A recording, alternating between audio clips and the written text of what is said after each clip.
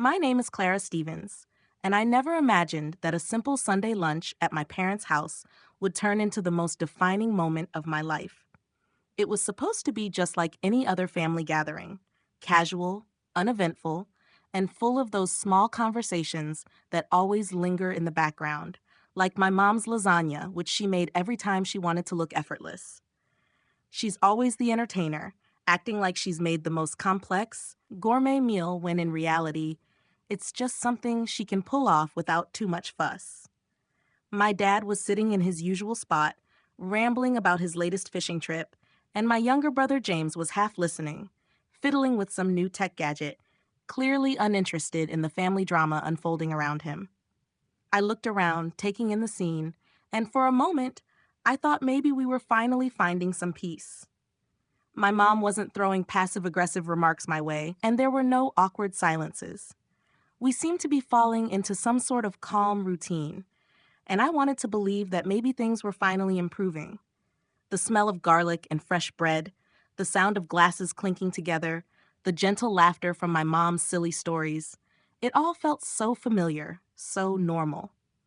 The kind of normal you stop noticing because you've been living in it for so long. I thought that maybe we had reached some kind of balance, that the old tensions, the little grudges, and the unresolved conflicts were finally fading away. It was a kind of false comfort, though. I was so caught up in thinking that maybe, just maybe, my family had found a way to coexist without the cracks showing. But deep down, I think I knew it was too good to be true. And then, as if on cue, my 8-year-old daughter Lily called me.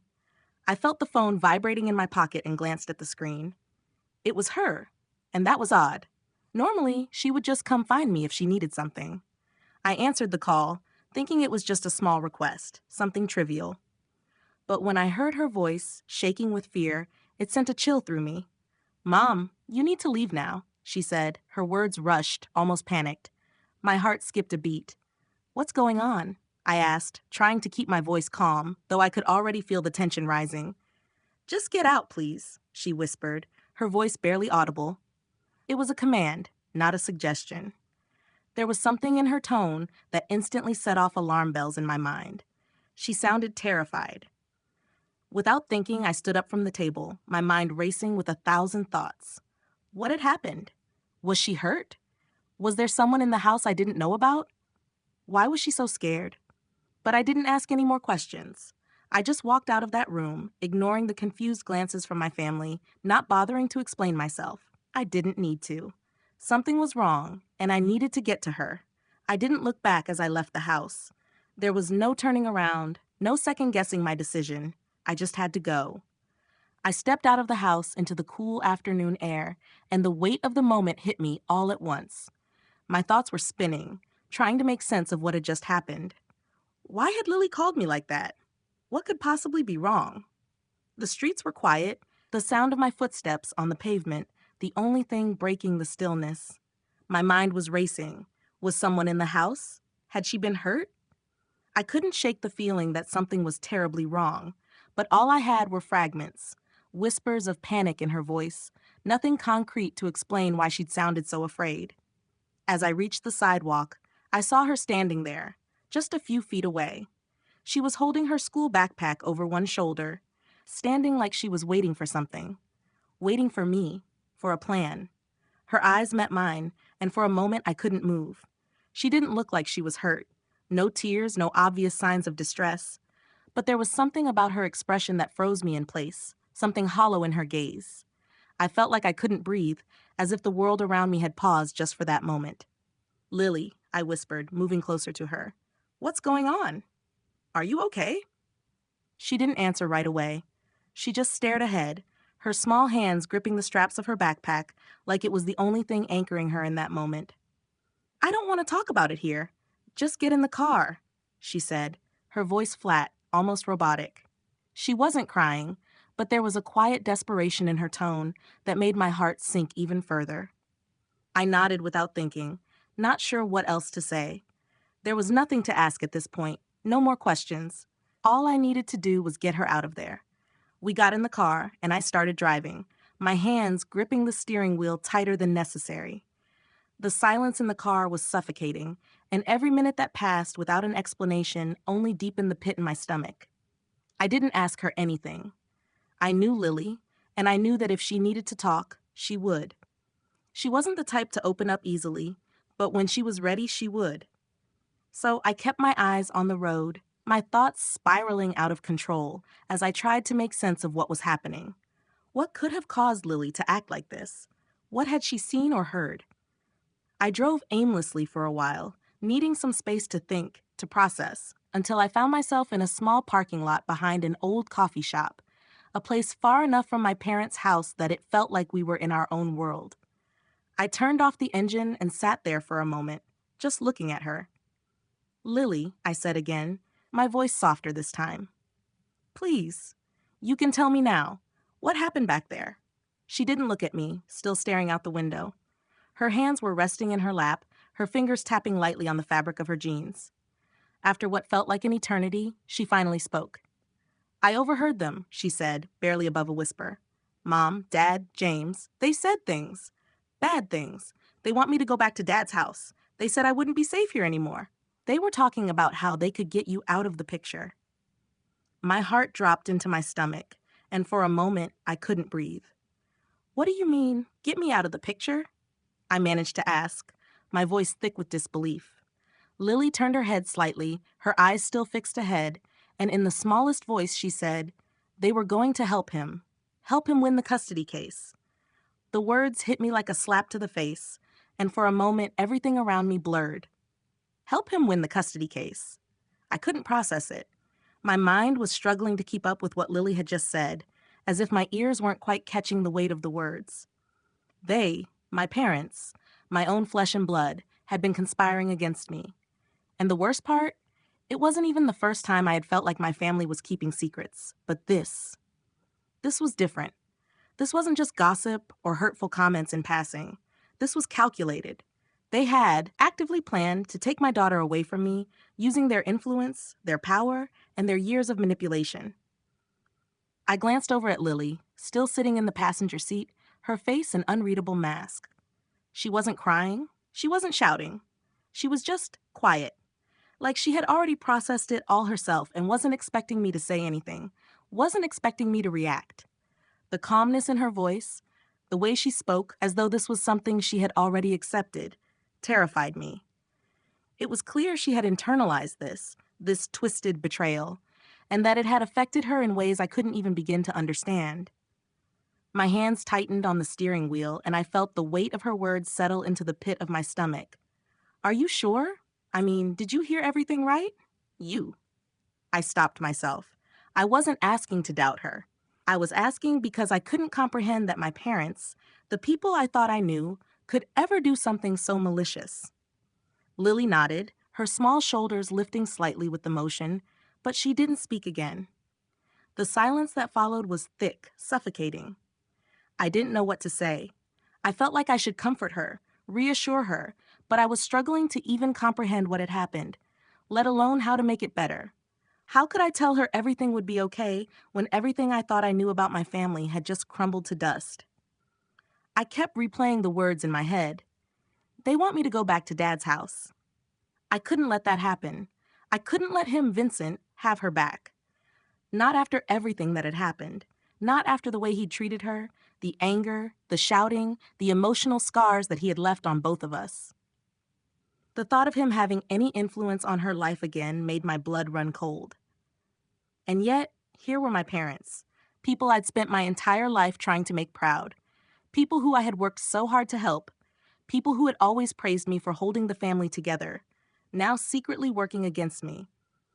They were using Lily as a pawn in their own twisted game, trying to secure their comfort at any cost, even if that meant breaking my heart. I parked the car and sat there for a few moments longer, trying to gather myself. I had to think. I had to process all of this.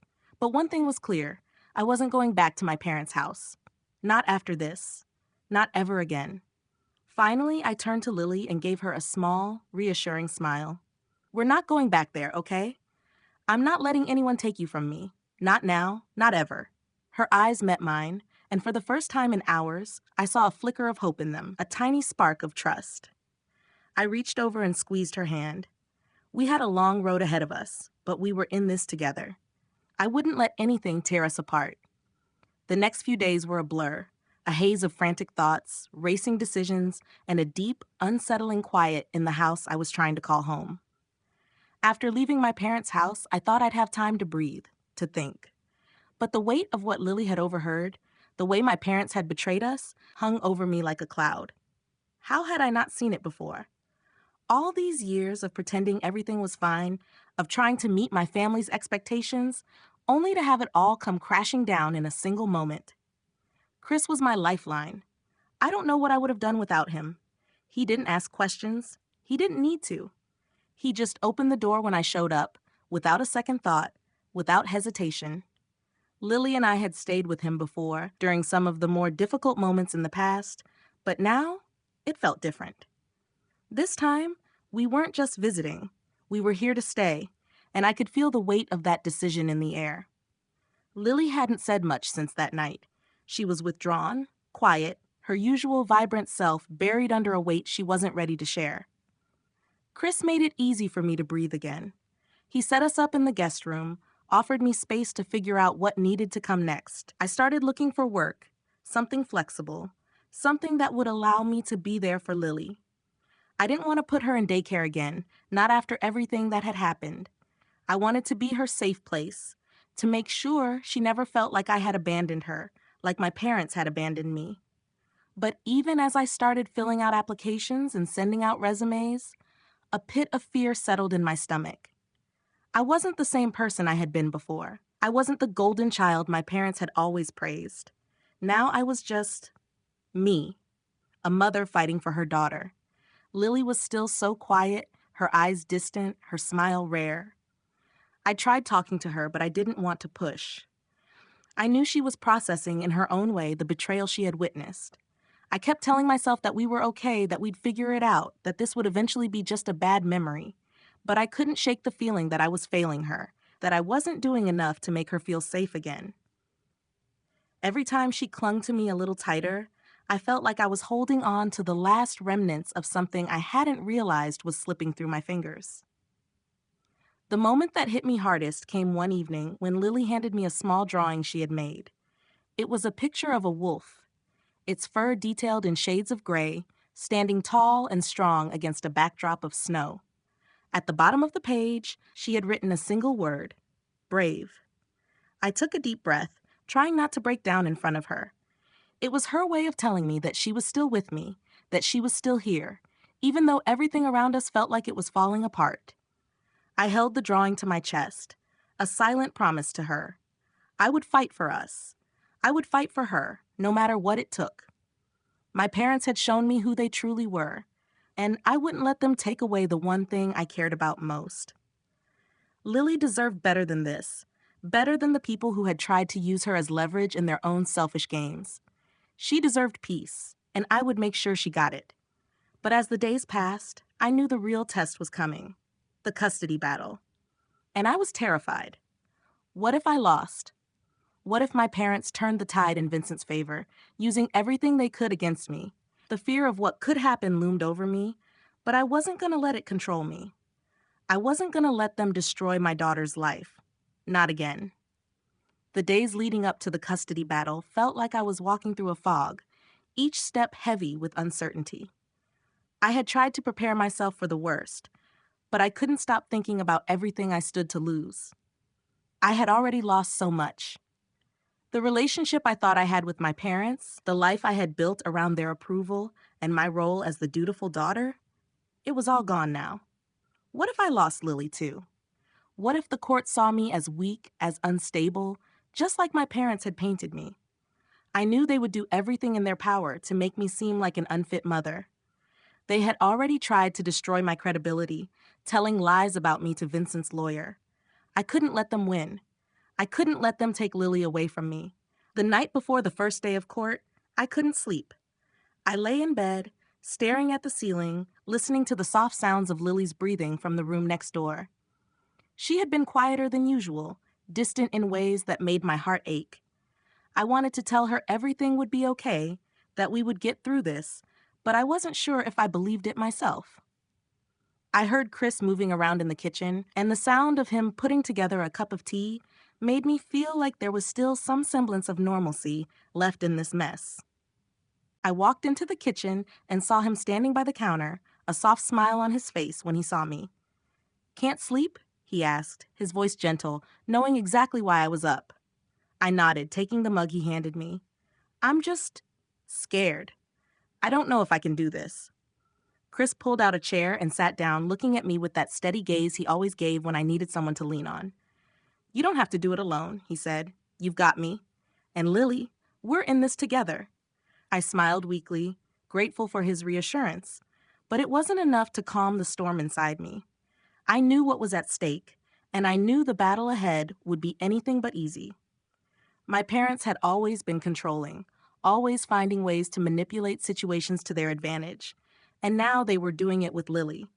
I couldn't let them win, but the fear of losing her made everything feel like it was spiraling out of control. The next morning, I put on the clothes I had carefully chosen the night before, trying to look put together, even though I felt anything but.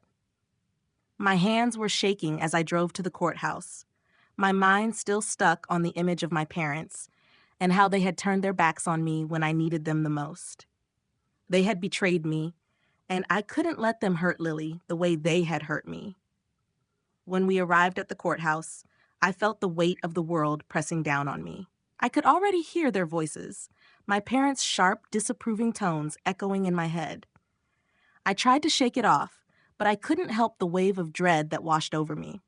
I took a deep breath and turned to Lily, who was sitting quietly beside me in the back seat, clutching her drawing of the wolf.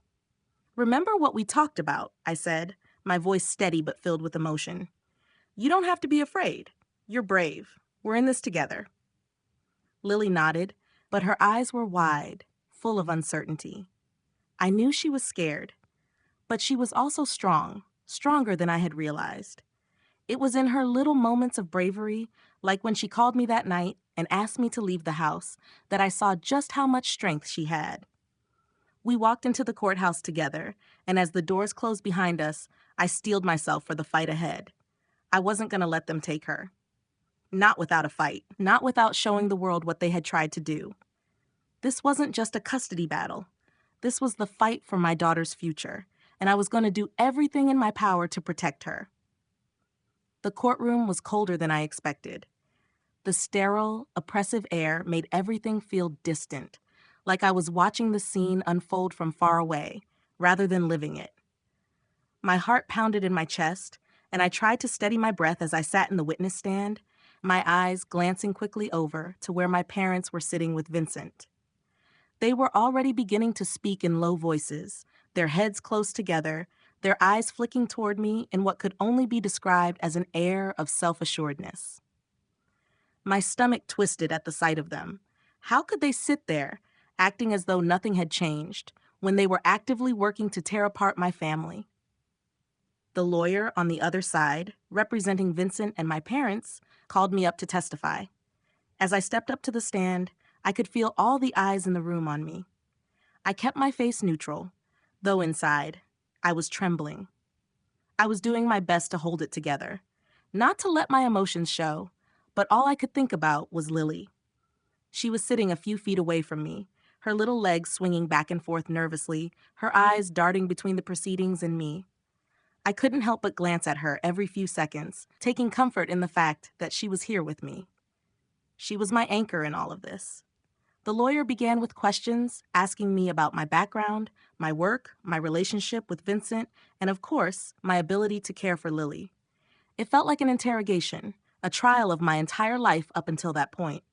I was asked about everything: my job, my finances, the home I'd been able to provide, even my emotional stability. They painted a picture of me as someone who had recently fallen apart, who wasn't fit to raise my daughter.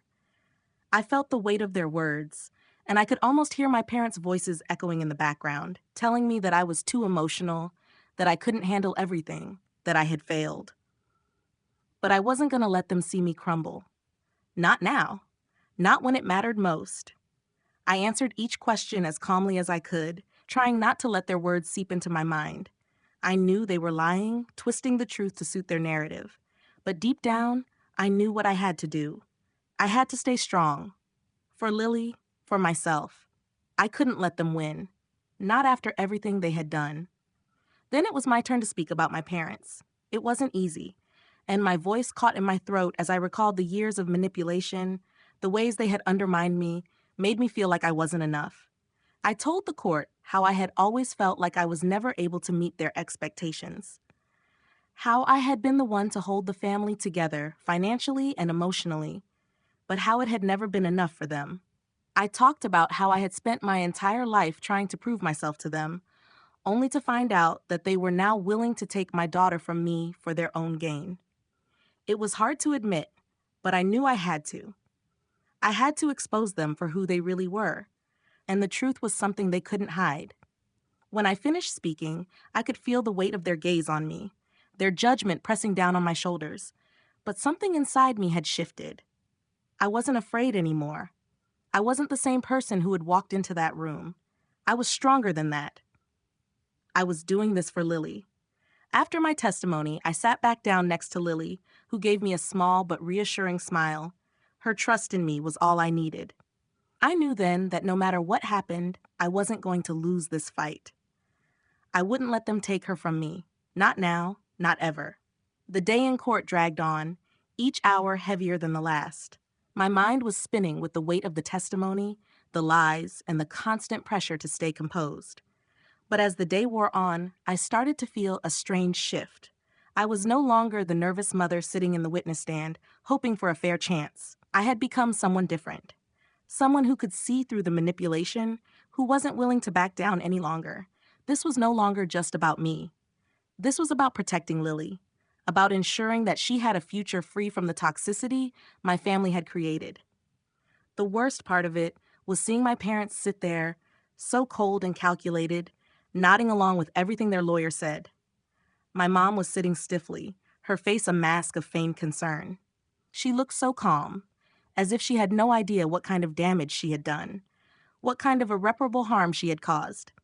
And my dad, he didn't even seem to care.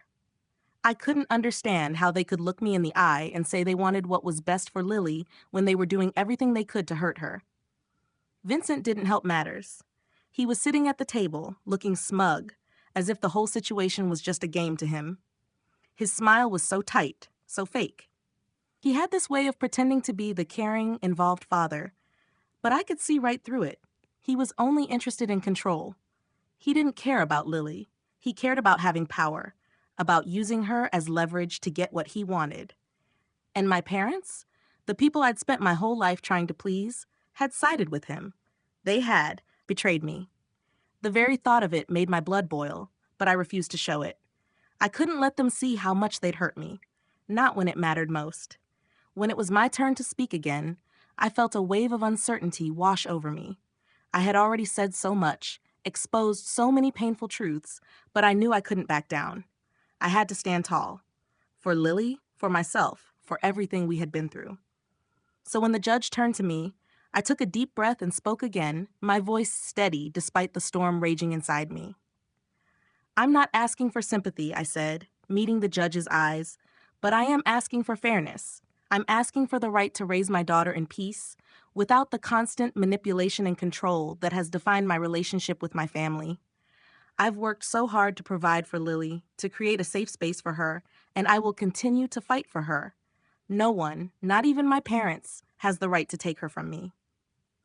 The words felt like they had power behind them, as though I was no longer just pleading for my daughter's safety, but claiming it, taking it back.